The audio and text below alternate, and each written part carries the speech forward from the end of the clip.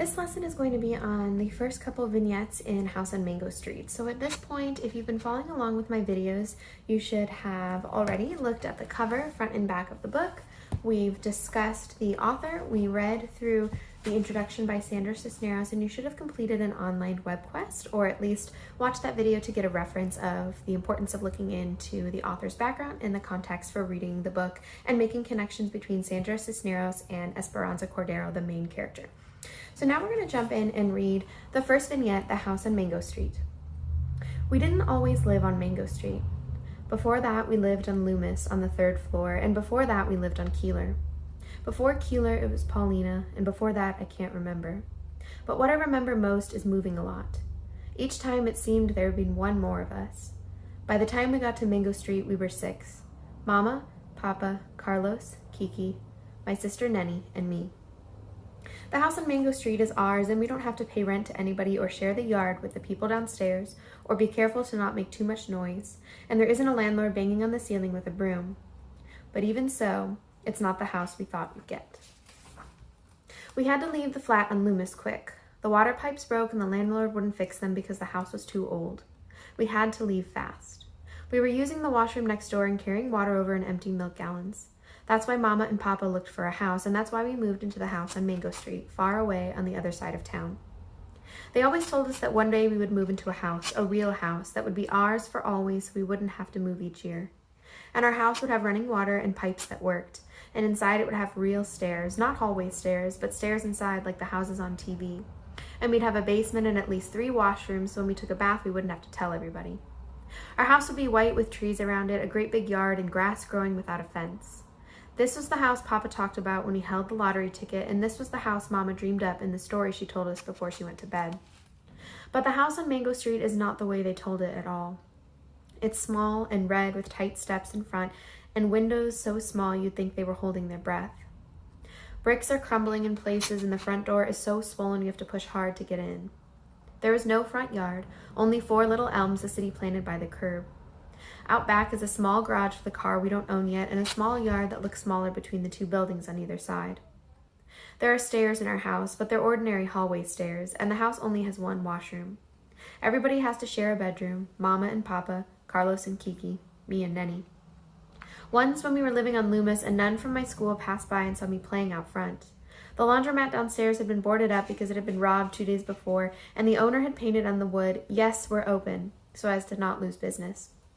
"Where do you live?" she asked. "There," I said, pointing up to the 3rd floor. "You live there?" "There." I had to look to where she pointed. The 3rd floor, the paint peeling, wooden bars Papa had nailed on the windows so he wouldn't fall out. "You live there?" The way she said it made me feel like nothing. "There. I lived there." I nodded.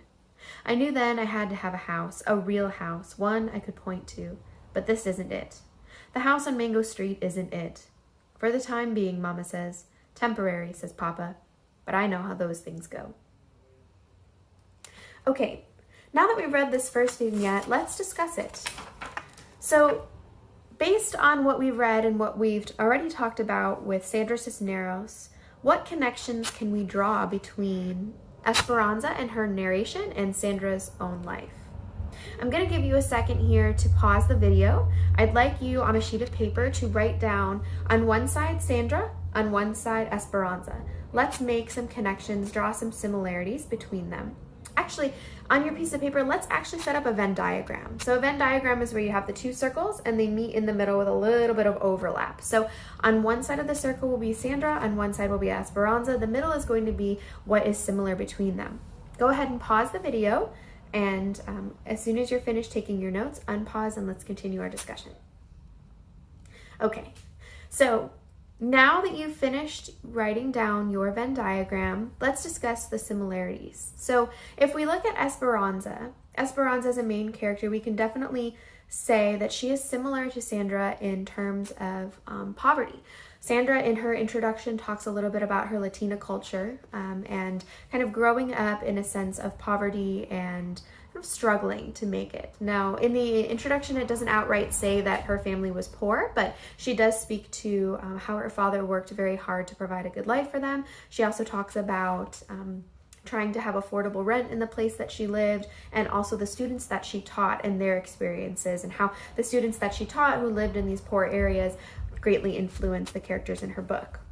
So we can definitely draw connections between the Latina culture, the Mexican culture. We can draw connections between the family members, and we can also draw connections between the childlike voice. So childlike voice we can put in the middle. We can also put it on Esperanza's side. When we think about Esperanza's side, she has a childlike voice, a very straightforward, short type of writing style that we're reading. Her narration to us is very straightforward, a lot of choppy sentences. If you notice as you're reading, there's a lot of fragmented sentences, so incomplete sentences. This kind of plays to the fact that she's speaking from this childlike narration. So maybe not totally grasping why she's living in this house or why she feels negatively towards it, but we can kind of see hints that she understands a little bit of where her family is coming from and knows that, you know, because her family is less fortunate, that is why she's living in this space and hoping for somewhere else. If we think about Sandra Cisneros, she's writing to us, especially in the introduction, from a voice of reason and maturity. So to have the differences between them, Esperanza has a youthful, childlike voice, and Sandra Cisneros has a mature and reflective voice. In Sandra Cisneros' introduction, she uses first person, so she uses I. She also uses second person of you, where she speaks directly to the reader and also directly to herself in a way. It kind of flips back and forth in the introduction where she says, you were sitting in your office, you were writing, you were creating. She also does third person when she speaks in third person about herself and says, that girl in that picture. So she kind of uses a bunch of different means of sharing her story and kind of reflecting back on the different versions of herself. When we read Esperanza's narration, she is always in first person. She talks about right from the beginning, we didn't always live on Mango Street. So right from the beginning, we get a sense that her family is always moving. We understand a little bit more about some of the challenges that her parents face in terms of poverty and kind of struggling. We also get a lot of imagery especially about the house in particular. When we contrast house on Mango Street to the house on Loomis where she used to live, the landlord's banging on the ceiling with a broom, so we have that auditory imagery. We have the visual imagery of the bars on the house, the paint peeling, where the nun points and says, you live there. And I also want to make a note about that. In your book, and I actually highlighted in mine, in your book, the nun says, you live there, and it's because of the italicized emphasis on the word there that we can almost read it in our head like, you live there. It kind of gives us this judgment, this you versus me kind of attitude that this nun has. She's walking down the street and there's a young girl playing in the yard, and she passes a lot of judgment on the poverty and the culture that Esperanza has. She's living in a house that, isn't all that great. It's very shabby, it's very run down, probably not safe for a child. And we get in this section not only the sense of poverty, but a sense of disconnect, because Esperanza is very much so judged by the nun, and there's this division in culture and a division in social class that becomes very apparent here. And because of that division, we see that Esperanza doesn't really identify with the house on Mango Street as a home. And this will keep coming up over and over again in the book, but I wanted to focus on that. So on your note sheet, add a few things for either side, Esperanza versus Sandra versus the middle. And I'd also like you to write down home and identity. We are going to come back to those two themes. So maybe somewhere on the bottom of your sheet, write theme and home identity, because home and identity and how they are connected together is what's really going to carry us through and help us understand as we reach and read different vignettes. One other thing to note in that beginning vignette, we also learn a little bit about Esperanza's family. She talks about, she says, by the time we got to Mango Street, we were 6. Mama, Papa, Carlos, Kiki, my sister, Nenny, and me. So in my book, I actually highlighted this. This is the purple section. So if you have a book that is yours to keep, feel free to highlight it. Otherwise, in your notes, let's write down the family members. And if you would, skip a line between each of the names. So maybe actually on a new piece of paper, write Esperanza's family, then Mama, Papa, Carlos, Kiki, Nenny, Esperanza, and give yourself a little room between each of them because we are going to add some character details as we go through the book. I'm going to go ahead and read the next vignette, which is hairs. So this will play actually into what you just wrote down with the characters. We're going to do some imagery and some visual description to make some connections between the differences between these characters and how Sandra gives us a little bit of each of their identity. Hairs. Everybody in our family has different hair. My papa's hair is like a broom all up in the air, and me, my hair is lazy. It never obeys barrettes or bands. Carlos's hair is thick and straight. He doesn't need to comb it. Nenny's hair is slippery, slides out of your hand, and Kiki, who is the youngest, has hair like fur. But my mother's hair, like little rosettes, like little candy circles, are curly and pretty because she pinned it in pin curls all day. Sweet to put your nose into when she is holding you when you feel safe, is the warm smell of bread before you bake it, is the smell when she makes room for you on her side of the bed, still warm with her skin. And you sleep near her, the rain outside falling and Papa snoring, the rain, and Mama's hair that smells like bread. This is a very short vignette, but it's packed with visual imagery. So now that you've written down the characters, I'd like you to pause the video and I'd like you to write next to each of the characters' names the visual imagery and the explanations that our narrator Esperanza gives about her family members. Okay. So now that you've wrote down each of the characters and each of their descriptions, I'd like to kind of touch base on what you wrote on your sheet. So Papa's hair like a broom. That is a simile. When we use like or as to make comparisons, we have broom, Papa's hair. Two very unlike things, but when we're combining them together with the word like, we are saying Papa's hair is like a broom, so we're drawing similarities. And I want you to picture that for a second. Picture someone's hair being like a broom, all up in the air. I mean, imagine, it's probably like something like this, right? When you use a broom to sweep the floor, you have those bristles that stick straight up. So this is giving us some beautiful visual imagery of her father. My hair is lazy. We spoke a little bit in an earlier video about personification. Personification is when you give a human characteristic to something that's not human. So take a second to write that in your notes. Feel free to pause the video if you need to. Esperanza says that her hair is lazy. So she is personifying her hair and giving it a human trait. Hair itself cannot be lazy. Personification is like when we say things like the wind whispered. The wind can't actually whisper, right? That's a human quality. Whispering is when we do this. The wind doesn't actually do that, but we are personifying the wind and giving it that human trait. And we know what it means because a whisper is very soft. So in the same way, when Esperanza says, my hair is lazy, it never obeys barrettes or bands, we can really picture that it just kind of hangs flat like this, right? Maybe she tries to clip it and it just falls. Or even people that have kind of like straight hair that doesn't really keep a curl. That's kind of what she's saying. Her hair is lazy, it just doesn't do what she wants. Carlos's hair is thick and straight. Nenny's hair is slippery. So I'd like you to think for a second, picture what slippery looks like. She says it slides out of your hand. When I'm picturing slippery hair, it doesn't actually mean like greasy or slick, but maybe thin. And so when you're holding thin hair and you touch it, it just kind of slides out of your fingers. So that can give us a visual for what Nenny's hair looks like. And Kiki, who is the youngest, has hair like fur. Again, we have a simile, hair, fur. Although they are very close, what she's saying here is the hair is that soft and fluffy texture. Like maybe think of a small baby animal or even a baby that has kind of like that peach fuzz hair. It's very soft, very delicate.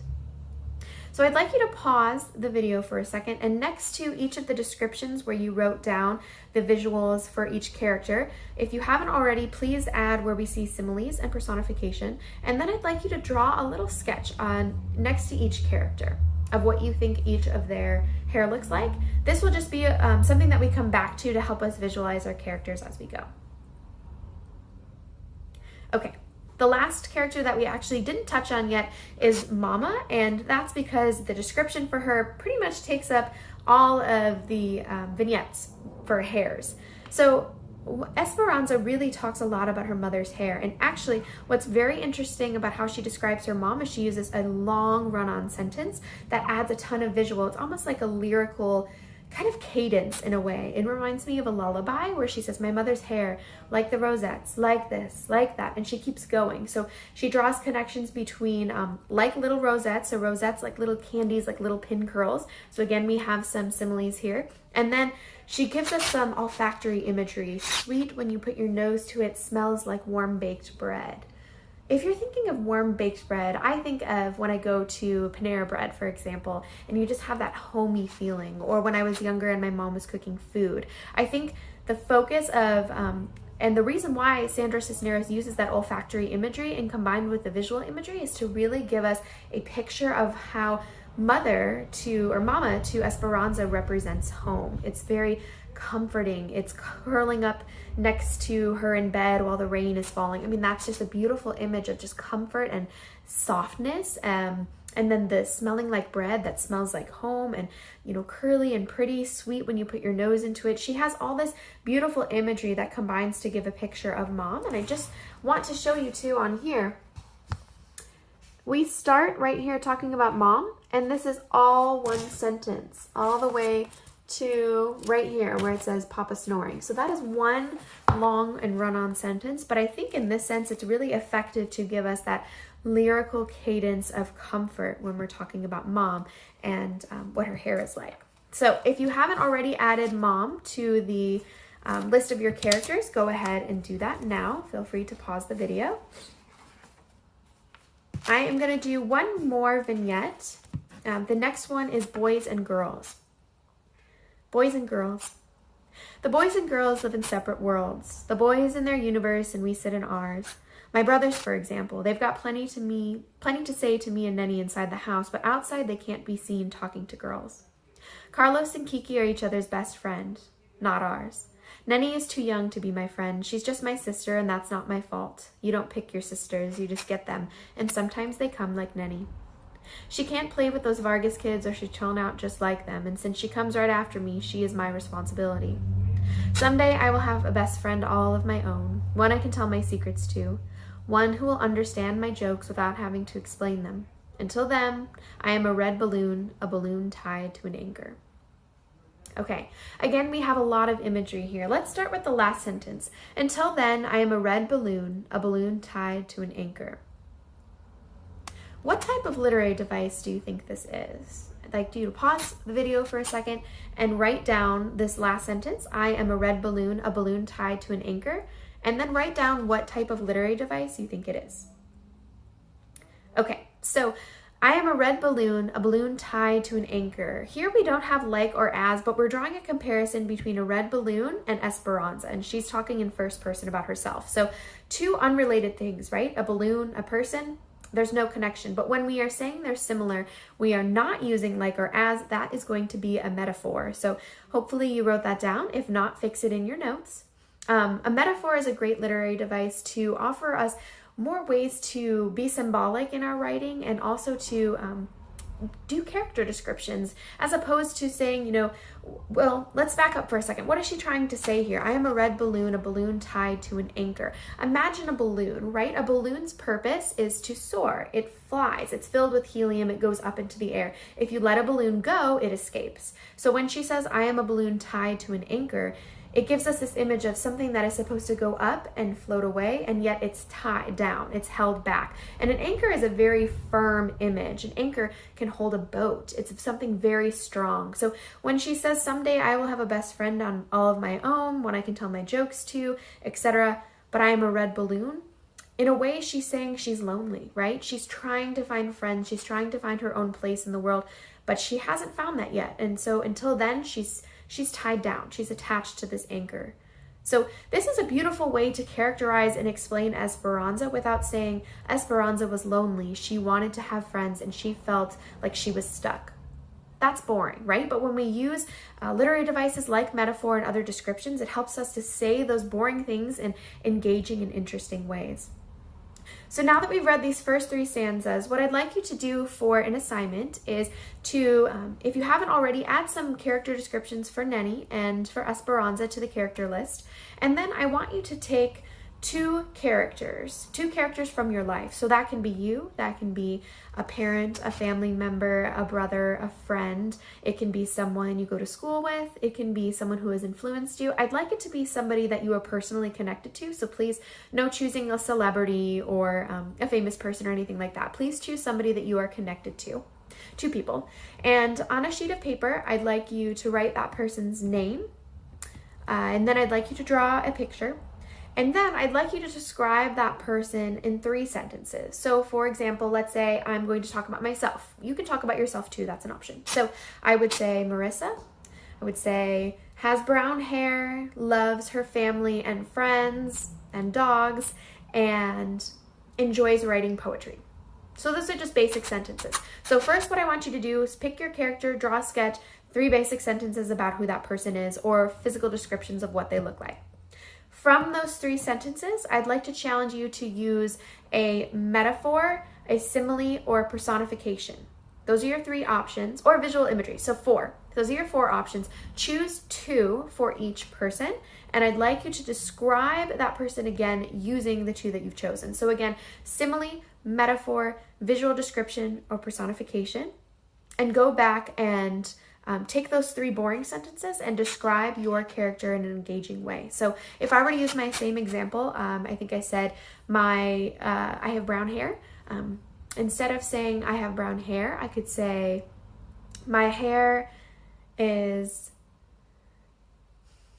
a dark root of a tree branch.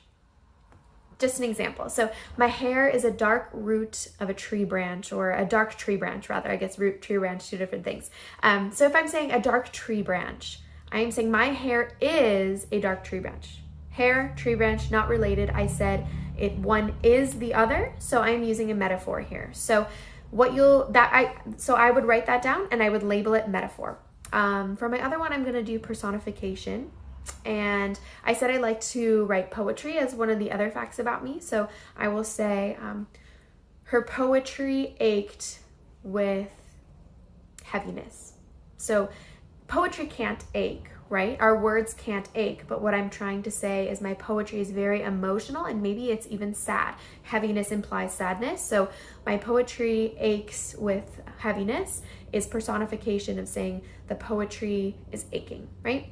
So those are just 2 simple examples. Again, visual imagery, metaphor, simile, or personification. I'd like you to choose 2 people and 2 literary devices per person to create your characters in a new way. And please add a photo as well. If you'd like to share what you created for your project, feel free to comment.